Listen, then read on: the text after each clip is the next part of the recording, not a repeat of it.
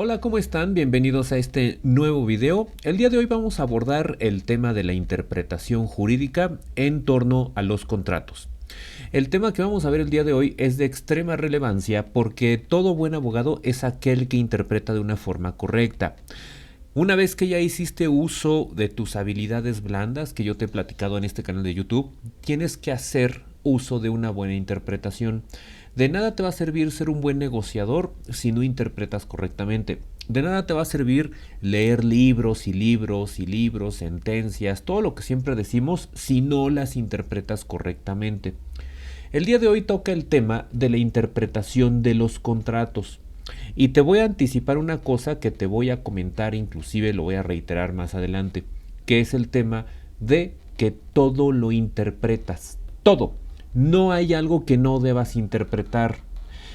Toda persona que te diga que cuando algo es claro no se debe interpretar, que cuando algo es demasiado explícito no hay por qué interpretar, te está mintiendo. ¿Por qué? Porque no hay forma de que tú leas una cosa, de que tú leas un contrato, de que tú leas una palabra, una oración, sin tenerla que interpretar. Por muy fácil, por muy elemental que sea la palabra que estás leyendo, vas a interpretarla. Te voy a poner un ejemplo muy rápido antes de comenzar la Open Class del día de hoy. Por ejemplo, si yo te digo la palabra precio, cualquiera podría decir, bueno, es muy claro, no hay por qué interpretar, me estoy al sentido literal. Es falso. Tienes que interpretar la palabra precio a la luz del tipo de contrato que tienes. Por ejemplo, si es compraventa civil, si es compraventa mercantil, por ejemplo. Inclusive he visto arrendamientos en donde en vez de decirle renta, le dicen el precio del arrendamiento. Entonces, como te puedes dar cuenta, esas personas que dicen, no, está muy clara la frase, está muy clara la oración, la palabra, no hay por qué interpretar, es falso. Si tú puedes entender el significado de una palabra, es porque la estás interpretando en un proceso cognitivo. Es imposible que no interpretes algo. Te voy a poner un ejemplo más sencillo todavía. Si yo te digo, por ejemplo, vaso de cartón, cualquiera diría, no hay nada que interpretar, todos hemos bebido en un vaso de cartón, ¿no? Aquí mi café. Bueno, pues es falso, sí lo interpretaste. ¿Por qué? Porque para poder entender que este vaso de cartón sirve para beber café, tú debiste tener una experiencia previa. Tu cerebro necesitó haber concebido lo que es un vaso de cartón con base en experiencias previas que tuviste. Tu proceso cognitivo te llevó a decir, sé lo que es un vaso de cartón. Todo absolutamente se interpreta. Y esto lo comento porque hay abogados que, pues yo no sé por qué, dicen que cuando algo es claro no tiene por qué interpretarse. Es una vil mentira eso. Ahora bien, vamos a pasar al tema de hoy. Y decidí hacerle un video precisamente por ese punto. Porque hay gente que piensa que la interpretación no siempre se lleva a cabo. Sin embargo, pues como te acabo de demostrar, hasta para tu vida diaria todo lo interpretas, por muy claro aparentemente que sea. Entonces, inclusive depende del contexto cultural. De si tú tienes un cliente estadounidense, un cliente chino, si tú tienes un cliente británico, todos van a interpretar conforme a su contexto las palabras más elementales y claras que pudieran ser para ti. Entonces, como te digo, todo es necesario interpretarlo. Yo no sé de dónde saca la gente que no todo se interpreta. Ahora bien, vamos a ver. Primero que nada, aquí tenemos la primera parte. El tema de hoy es interpretación de los contratos. Es una open class, es una clase abierta. Esto lo he dado en otros cursos con mis alumnos de diversos grados, ¿verdad? Pero el día de hoy estoy haciendo una clase gratuita por medio de este canal de YouTube. Así es que vamos a comenzar con el punto, pero primero te voy a recomendar mi libro de Introducción al Estudio del Derecho. ¿Por qué? Si es comercial, pero ¿por qué? Porque en este libro yo abordo temas de, si bien de introducción, también abordo temas que tienen que ver con la argumentación y con la interpretación. Algo que tienes que saber es que la interpretación va de la mano con la argumentación y la argumentación va de la mano con la interpretación. Entonces, pues, algo que debes saber, un alumno que va a entrar a la carrera como introducción al estudio del derecho, pues sin lugar a dudas es la interpretación y la argumentación. Son de los temas introductorios que yo abordo en este libro que tiene apenas 2 meses, va a cumplir de haber salido a la venta. Lo encuentras en Amazon. Si tú entras a Amazon y lo buscas así con este título, lo vas a encontrar y está disponible tanto en digital, Kindle, como en versión física. Así es que bueno, sin más, vamos a empezar con la agenda del día de hoy, que vamos a dar una pequeña introducción, que es parte de lo que estamos viendo, algunos aspectos prácticos, teóricos y por último las conclusiones. Partiendo de este punto, vamos a ver que hoy es la versión resumida, obviamente, de este curso, porque es un video en YouTube y trato de hacerlo lo más simple y lo más sencillo posible. ¿Cuál es el objetivo de la plática? El objetivo es que el alumno, que el suscriptor, quien me esté viendo, comprenda que para poder ser buen abogado debes tener herramientas de interpretación. La interpretación es algo fundamental en el cerebro del ser humano. Es un proceso cognitivo básico del ser humano. Los bebés interpretan, los niños interpretan, los animales interpretan los sonidos, los animales interpretan tus gesticulaciones, interpretan, por ejemplo, el tono de tu voz. Cuando le gritas a tu perro, interpreta ciertas emociones. Entonces, que nadie me venga con que no hay lugar a interpretación en ciertos casos.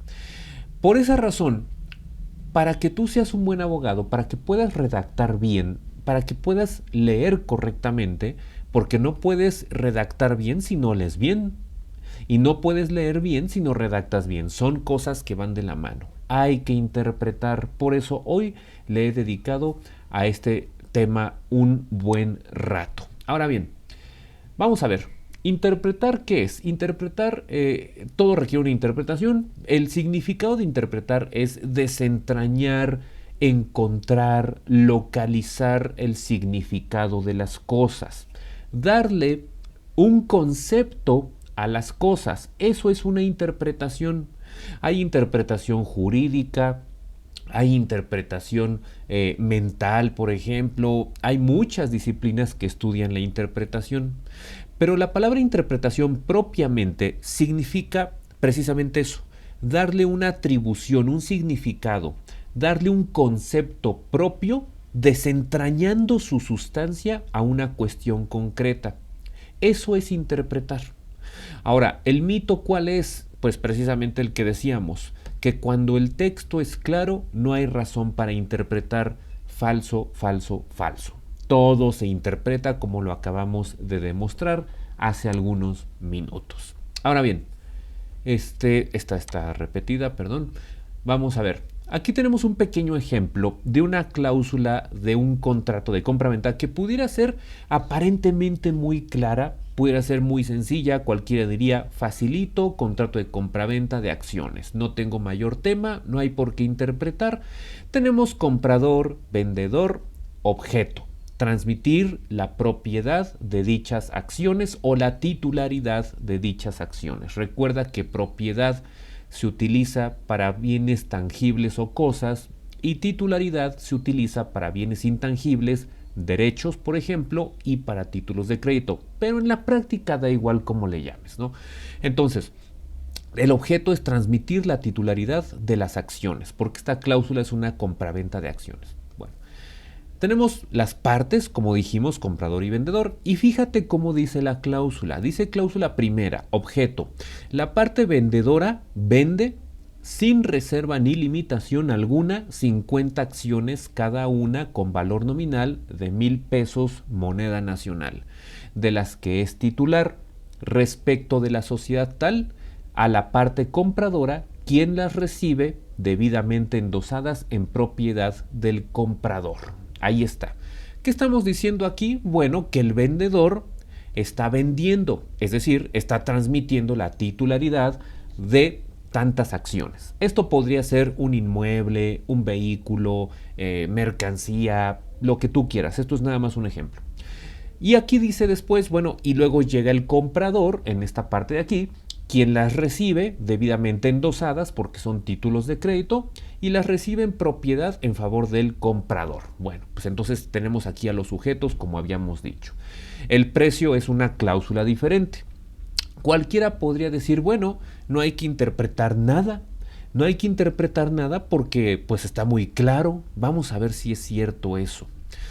Para que yo pueda entender el concepto vendedor, ¿qué acaso no tengo que interpretar a la luz del contrato de compraventa, jurídicamente hablando? ¿No tengo que interpretar la palabra vendedor a la luz de la compraventa mercantil acaso? Porque es un título de crédito, es una sociedad mercantil la que tiene estas acciones, aunque son propiedad del vendedor, son de una sociedad mercantil o del capital de una sociedad mercantil. Entonces, fíjate cómo tenemos que entender que es una compraventa de carácter mercantil. Entonces, eso nos va a llevar a un universo de interpretación de normas mercantiles. Y entre ese universo está el vendedor, por ejemplo. Entonces, ¿cómo que no hay que interpretar? Claro que hay que interpretar. Sin reserva ni limitación. O sea que no se reserva derechos de uso, no se reserva, el usufructo, por ejemplo. Eso significa que vende sin reserva ni limitación alguna. Claro que estoy interpretando. 50 acciones. 50 acciones con valor nominal de $1 moneda nacional. Aquí, claro que hay que interpretar. Otra persona podría decirme, está muy claro, cada acción vale $1,000 moneda nacional. Bueno, pues para ti podría ser claro, pero ¿qué tal que el comprador sea un extranjero que use moneda extranjera? Esa persona tendrá que interpretar lo que es el peso mexicano, si es que estamos hablando de pesos mexicanos. Entonces, $1,000 moneda nacional hay que interpretarlo a la luz del contexto material donde se esté ejecutando el contrato. Si son entre partes mexicanas, ok, $1,000 ¿de cuándo? ¿De hoy? ¿$1,000 de hace 10 años? $1,000 de hace 20 años. Si te das cuenta cómo todo se interpreta, no le creas a la persona que te diga que no hay que interpretar cuando una norma es aparentemente clara o cuando una cláusula es aparentemente clara. Y perdón si soy reiterativo, pero yo escucho esto muy a menudo y creo que es un problema muy grave que tienen algunos abogados, etcétera, ¿no? Entonces, bueno, aquí tengo un pequeño ejemplo que quise poner yo de una cláusula aparentemente muy clara, pero que desde luego que hay que desentrañar el sentido y ver de qué se trata.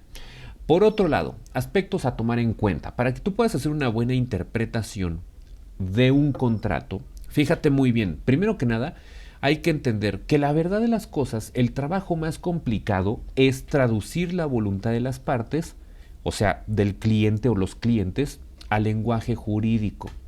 Esta es una de las labores más complicadas. ¿Por qué? Porque todos tenemos lenguajes diferentes.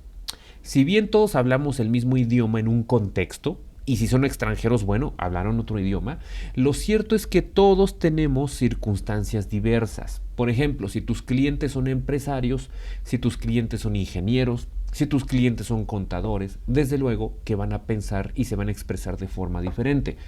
Por lo tanto, traducir eso que quieren las partes al lenguaje jurídico es bien importante, bien delicado y bien complicado. Por lo tanto, es lo primero que debes tomar en cuenta. Cuando vayas a leer un contrato, debes saber, antes que nada, quién lo redactó y bajo qué contexto se redactó. ¿Por qué? Porque yo debo estar preparado a la hora de que recibo el documento a leer, que es el contrato en esta clase de hoy. Tengo que saber ¿por qué lo redactaron? ¿Qué buscaban las partes? ¿Qué tipo de personas eran? ¿En qué época, en qué momento histórico redactaron el contrato? Porque no será lo mismo, por ejemplo, interpretar un contrato de hace 25 años a interpretar un contrato al día de hoy, desde luego, porque el contexto material, las circunstancias serán completamente diferentes y si me apuras pueden haberse hecho los contratos en una normatividad que ya ni está vigente. O que sí está vigente ahora y ahora le aplican cosas distintas por ministerio de ley, etc. Entonces hay que tener mucho cuidado con eso, ubicar primero el contexto de las partes, que es la voluntad que va a estar plasmada en el contrato. Segundo, no trates de encuadrar el caso a la ley, sino ver qué disposiciones legales le pueden aplicar al contrato. Un error muy frecuente de las personas, de los abogados, es creer que la realidad que se presenta en sus clientes, esa realidad, ese caso que tienen, deben llevarlo a la ley y ver qué artículos del Código Civil o del Código de Comercio o del Código Civil aplican, o del Código Fiscal, perdón. Esto es un error. No se trata de llevar al cliente a la regulación. Se trata de ver si lo que están haciendo eventualmente cae en un supuesto legal. Si sí, nos estamos a ello. Si no cae, no lo lleves a la regulación. No es necesario. Te voy a poner un ejemplo. Si tu cliente te dice, me quiero dedicar a prestar dinero, un abogado torpe, sin experiencia, que le gusta llevar al cliente al camino más empedrado y complicado, le va a decir, necesariamente tienes que ser una SOFOM, cuando no es cierto. Cualquier persona puede prestar. ¿Para qué lo llevas a una regulación de una sociedad financiera de objeto múltiple que le va a costar mucho dinero mantenerla y crearla, si puede hacerlo a través de otros vehículos, como hasta persona física, una SADCB, una SAS, por ejemplo?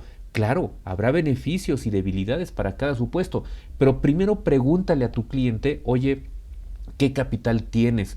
¿Qué experiencia tienes? ¿Qué historial tienes? ¿Qué tipo de socios tienes? ¿Cuánto dinero tienes? ¿Cuántos socios tienes, por ejemplo? Con base en ese recaudo de información, ¿tú lo vas a llevar a la regulación o lo vas a sacar de la regulación?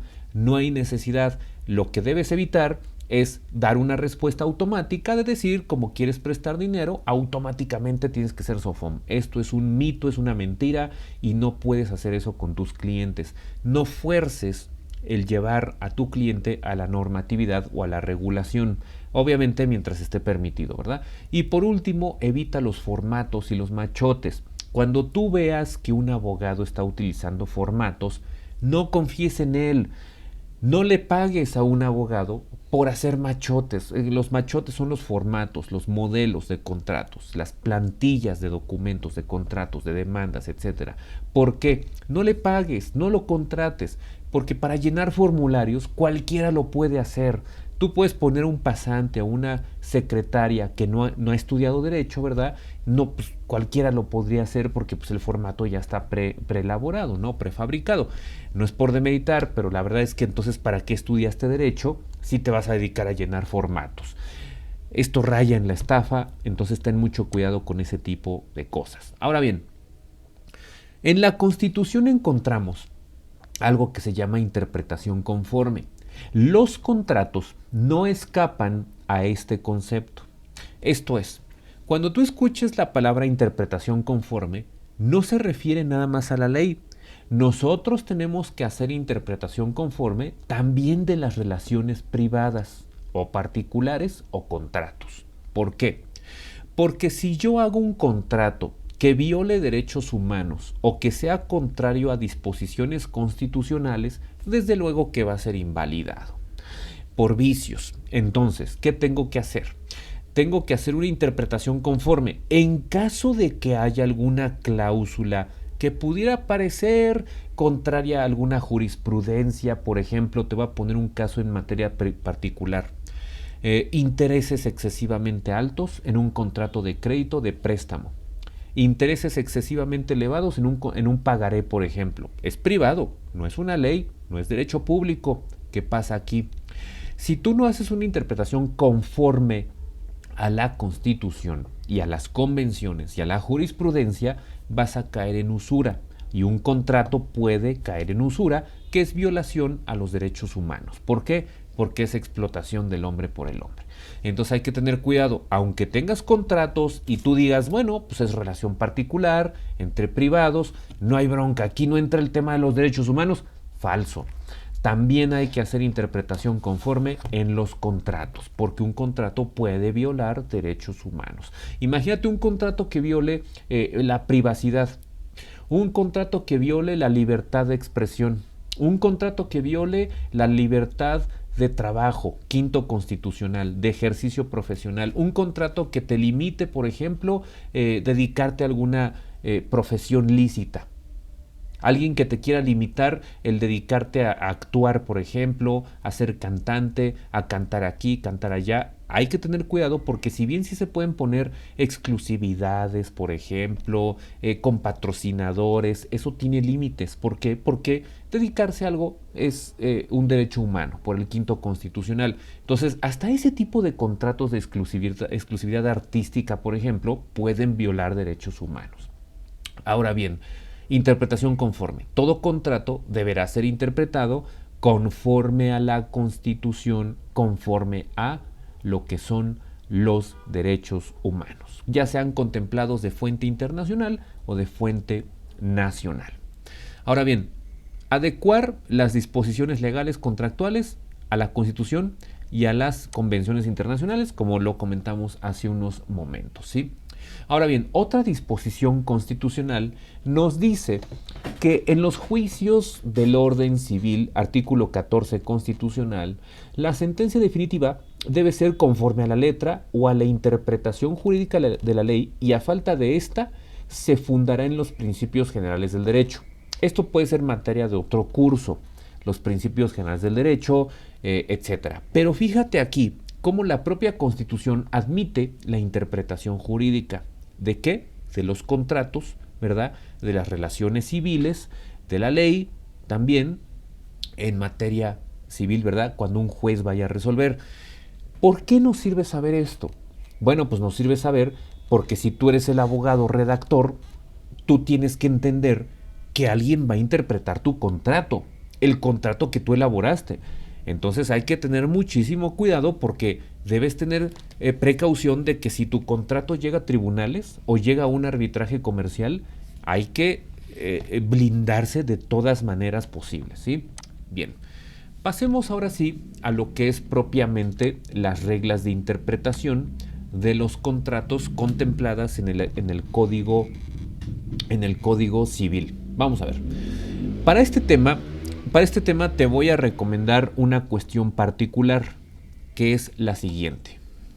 Como fuente bibliográfica te puedo recomendar dos libros. El primero de ellos y el mejor de todos es este de la izquierda, que se llama Working with Contracts, What Law School Doesn't Teach You, de Charles M. Fox. Este libro habla de interpretación de los contratos.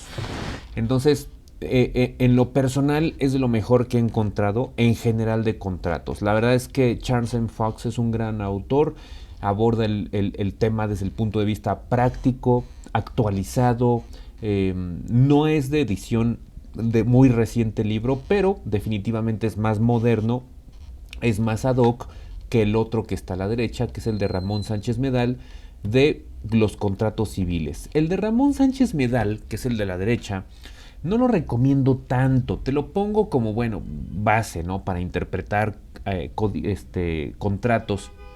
No lo recomiendo tanto porque es un libro viejo, es un libro cuadrado de la vieja escuela, está al alcance de cualquier librería de derecho, lo tiene, ¿verdad? En Porrúa, pero no lo recomiendo por el tema que les comento, es decir, es un libro viejo, quedado, y la verdad es que está muy superado ya. Si tú quieres lo puedes buscar, tiene un pequeño capítulo que habla de la interpretación, tiene una teoría objetiva y una subjetiva, muy cuadrada, muy anticuada, por así decirlo. Si me preguntas, yo me iría mucho más por el libro de la izquierda, que es Working with Contracts, que es el que ya comentamos hace rato, es mucho más moderno, mucho más práctico, más ágil, menos tedioso, y por eso creo que es mejor bibliografía. Ahora bien, continuando con el tema, vamos a ver algunas reglas de interpretación que existen en el Código Civil Federal. ¿Por qué hablo del Código Civil Federal? Porque bueno, pues hay 32 códigos locales y un federal, y esto puede pues complicar las cosas, ¿no? Entonces he elegido el federal para que puedas darte una idea y aplicar estas reglas, por ejemplo, para la materia mercantil, porque es supletoria la federal en materia mercantil, y pues no te metas en complicaciones, ¿no? Entonces vamos a ver. Regla número 1. Vean cómo dice aquí. Si los términos de un contrato son claros y no dejan dudas sobre la intención de los contratantes, se estará el sentido literal de sus cláusulas. Esto es, si bien es verdad que podemos estarnos al sentido literal, eso no quiere decir que no interpretes. Para que tú puedas entender el sentido literal, ¿qué tienes que hacer? Pues interpretar. Vuelvo al punto. Si yo te digo precio, sentido literal, ok, sí, precio. Pero hay que interpretar que es precio. El precio del arrendamiento se llama renta. El precio de la compraventa, pues es un precio, evidentemente. Compraventa civil o compraventa mercantil. Le aplicamos reglas mercantiles o reglas civiles. Un contrato administrativo. Le aplicamos normas administrativas. Para efectos fiscales, el precio tiene implicaciones fiscales. ¿Cómo que no hay que interpretar? Entonces, el hecho de que algo diga sentido literal no quiere decir que no hay que interpretar. Regla 2. La 1 es cuando pues parece que no hay tantos problemas, parece que no hay tantos, Charles M. Fox les dice issues, ¿no? No hay tanto, no hay dudas respecto de lo que quisieron las partes, pero ello no quiere decir que no hay que interpretar. Número 2. Si las palabras parecieren contrarias a la intención evidente de los contratantes, prevalecerá esta sobre aquellas. Sencillo. Intención mata redacción. Efectivamente. Intención mata redacción. Siempre y cuando tengas elementos para poder verificar cuál fue la intención de los contratantes. Si no, pues no se puede, ¿verdad? Ejemplo, supongamos que yo escribí una cosa en el contrato, pero resulta que tengo cartas de intención donde se decían otras cosas. Resulta que yo tengo correos electrónicos donde se decían otras cosas.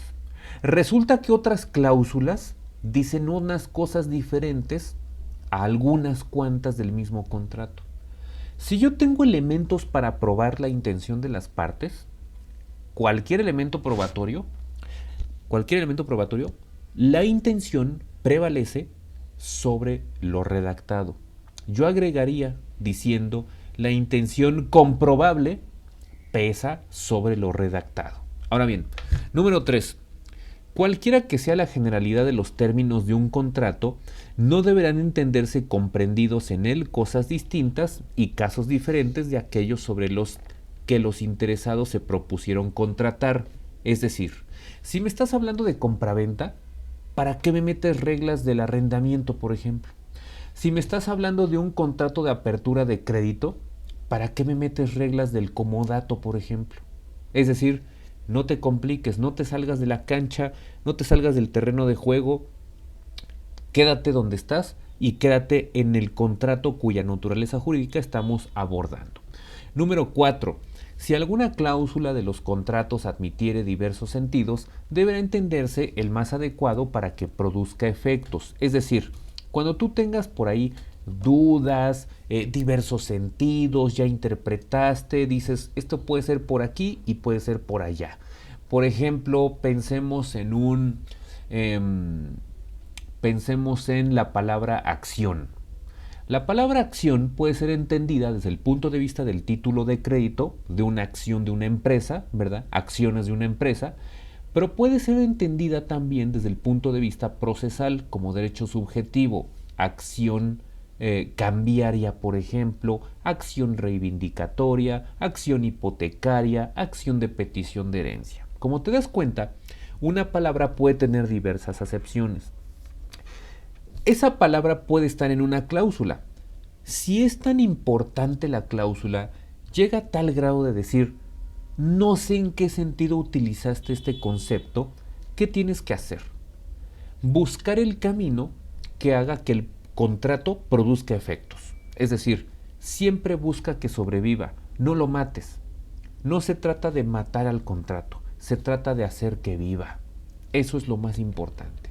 Elige el sentido que logre que el contrato viva, por un sentido de permanencia contractual, ¿sí? Número 5.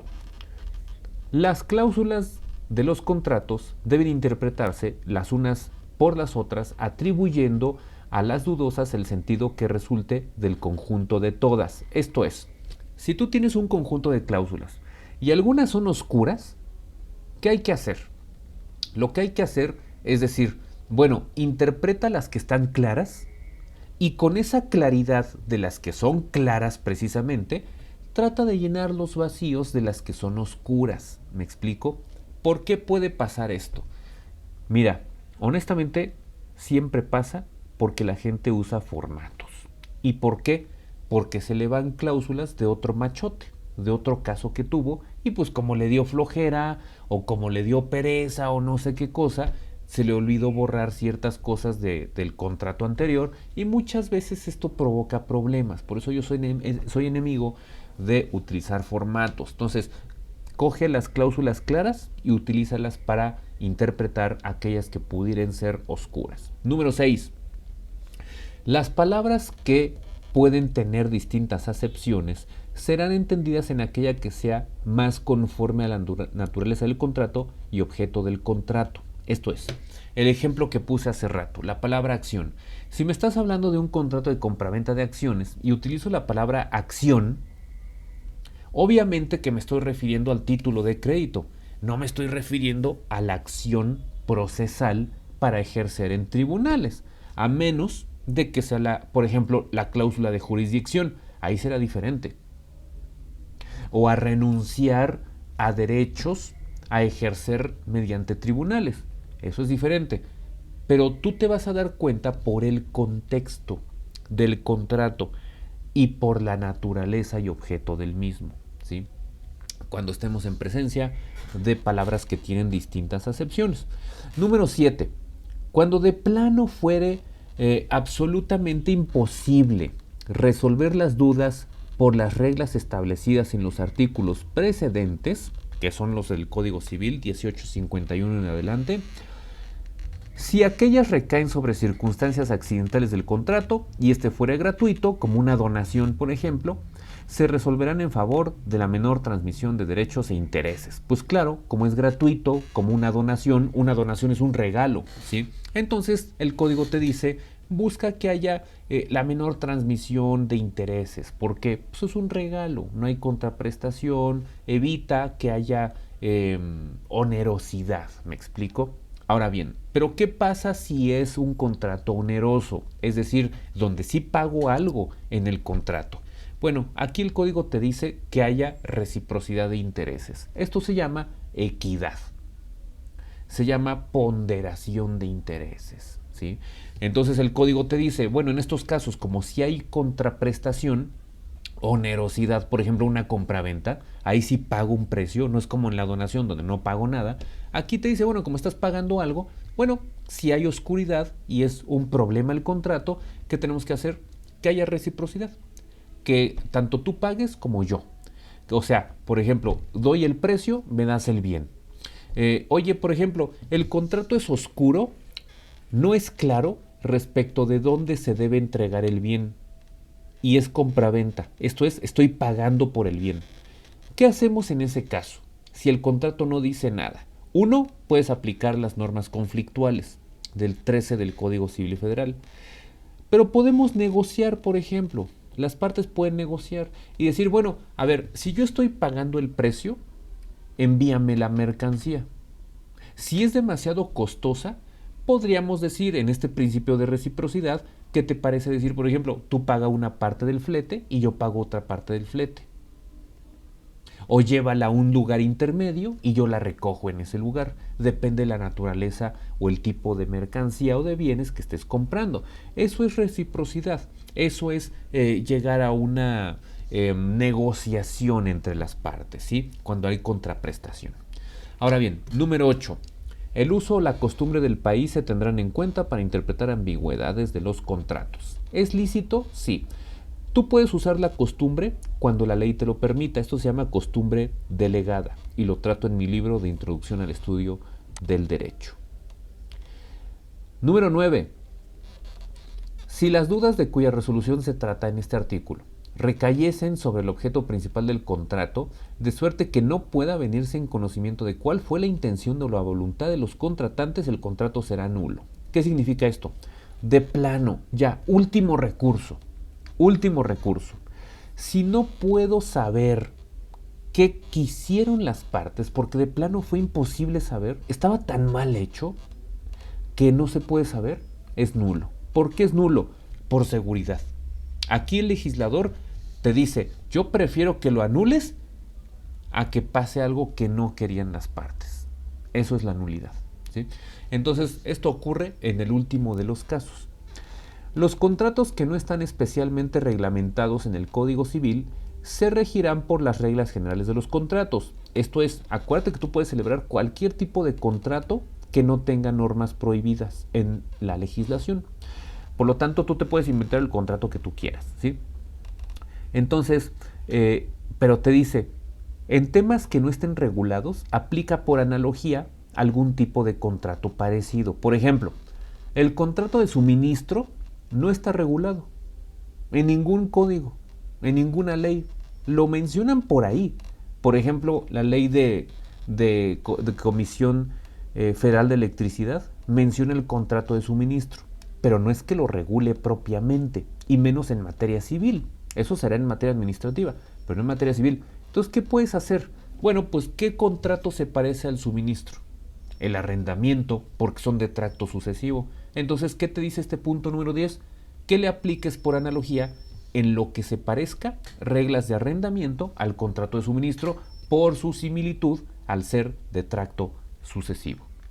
En ese sentido, tú puedes hacer esto porque la ley te lo permite, ¿sí? Eso se llama aplicación análoga o por analogía. Número 11.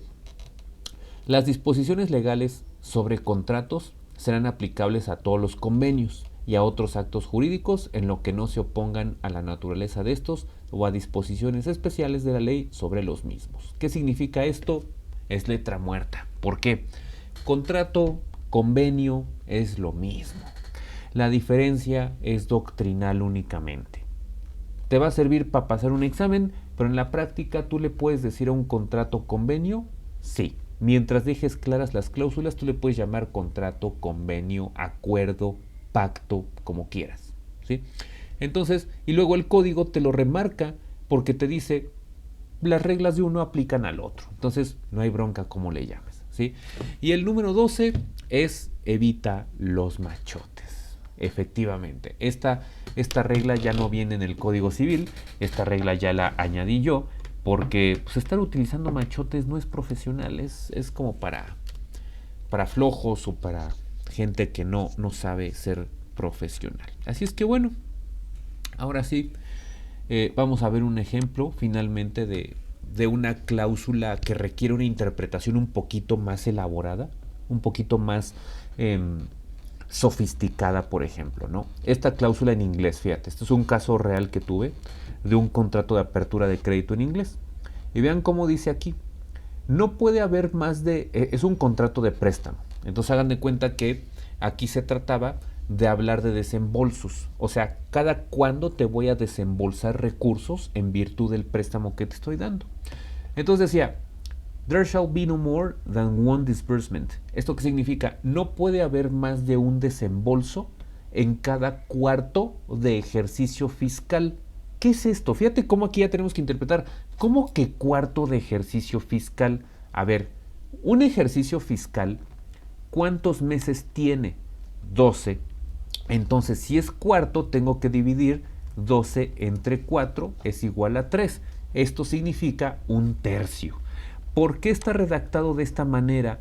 Each fiscal quarter and no more than 8 total disbursements. Porque como es un contrato en Estados Unidos, acuérdate lo que te dije al principio. Tienes que examinar el contexto de las condiciones materiales bajo los cuales se redactó el contrato. El contexto material de las partes. ¿Por qué redactaron así el contrato? Porque eran gringos. Tan sencillo como eso. Oiga, ¿y por qué no dijeron trimestre? Porque los gringos utilizan la palabra cuarto del ejercicio fiscal. Entonces, fíjate cómo tenemos que interpretar, a pesar de que para un gringo pudiera ser muy claro, para un latino puede no resultar tan claro. Esto yo lo sé porque pues manejo esto, pero para otra persona podría ser sumamente oscura esta redacción, pero para un estadounidense es perfectamente normal. Ahora entiendes por qué todo se tiene que interpretar. Ahora fíjate, in each fiscal quarter, and no more than 8 total disbursements.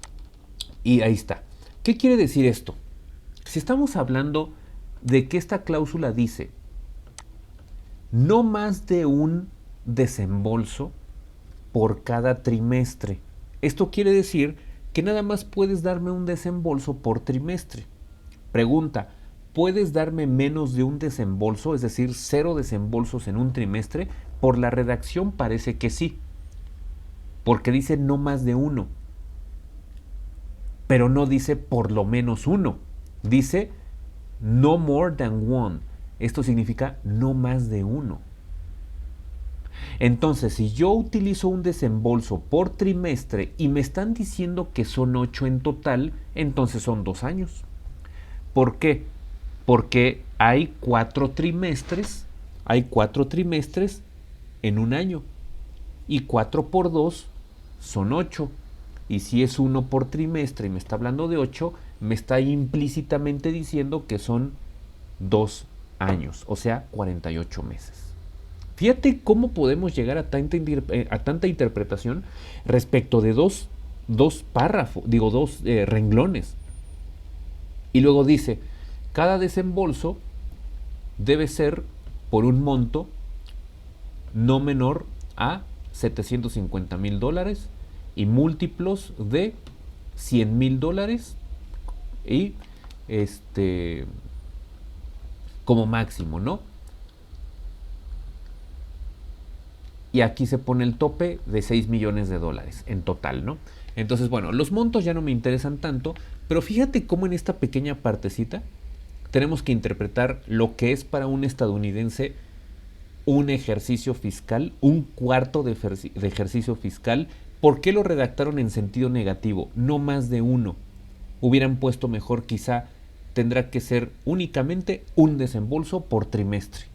Bueno, podría ser una mejor redacción probablemente.